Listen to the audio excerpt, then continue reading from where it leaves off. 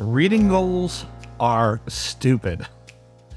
I'm gonna get so much for this one. It's December here on Earth, so people are starting to reflect on the last 12 months and analyze how they did on their goals. And if you are a reader like me, you might be tempted or have already set a reading goal in which you pick a total number of books to read. Now, I'm here to tell you why you shouldn't do that. Now, before we go too far down a rabbit hole, let's talk about goals in general. I like goals. I set goals all the time. Short-term goals, long-term goals, goals I know I probably won't achieve. But as they say, shoot for the moon, and even if you miss, you'll still land among the stars. In a previous life, before my heart condition made a mess of my health, I actually owned a gym. Which means, in a strange way, I was almost a professional at helping people set and accomplish their goals. And if I can give you one piece of advice on goal setting, it would be this: make your goals actions and not outcomes. Now, when most people set a reading goal, it's to read a specific number of books, and that is what we call an outcome goal. You are hoping for an outcome. And there are three really big problems with setting that goal.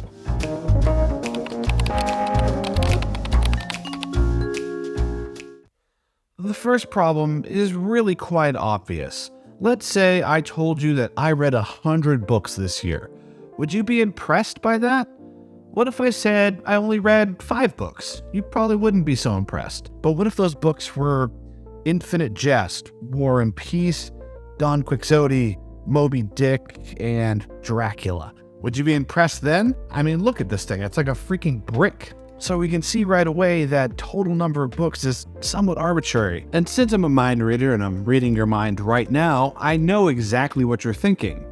You're thinking, Tony, I don't read books to impress you or anyone else. But that's not exactly true, because you're trying to impress yourself.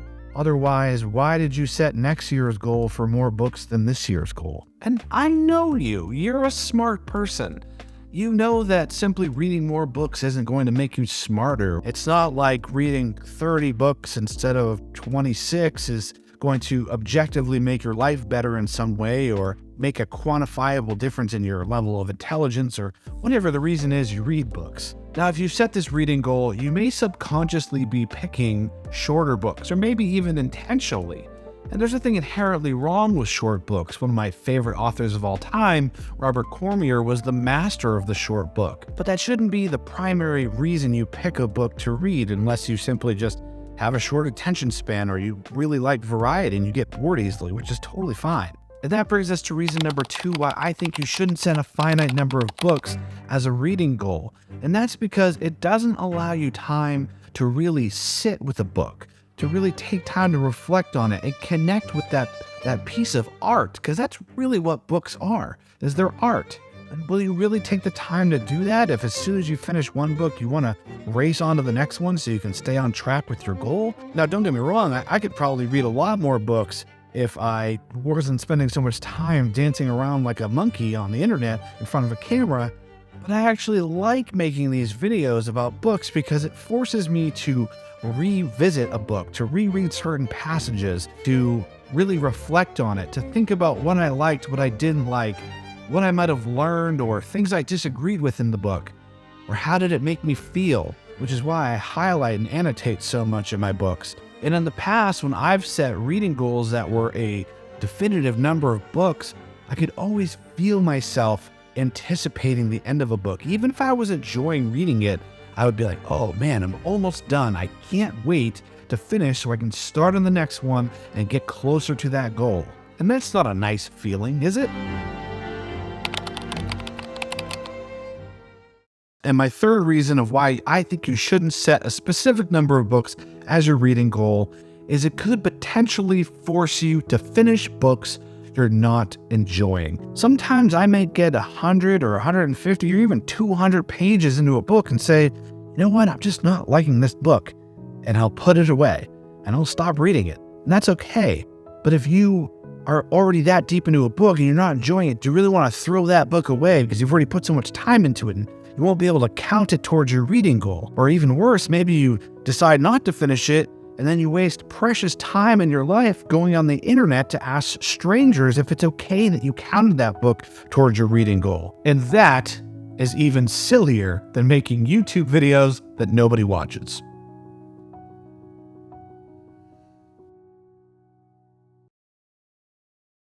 So everyone wants to know, what are we to do? I've ruined book reading goals for you. This is terrible. The world is crashing. But don't worry, because I have a replacement goal for you. Remember at the beginning of the video when I said, make your goals actions and not outcomes, which for me is to read every single day and to enjoy everything that I read. And the beautiful thing about this goal is if I stick to it, I will naturally read a lot of books and a lot of really good books too. And the best part is, if I fail one day, I can just pick up the next day and start succeeding again. But if you get 3, 6, 9 months into a year and you realize you're way behind on your reading goal, you're going to start to feel that pressure, or you might even feel like a failure. And I'm just not interested in placing that kind of pressure or guilt on myself. I'm Anthony on Life, and you will see me in the next video. Hey Tony, what's your book reading goal for 2023? 40 books.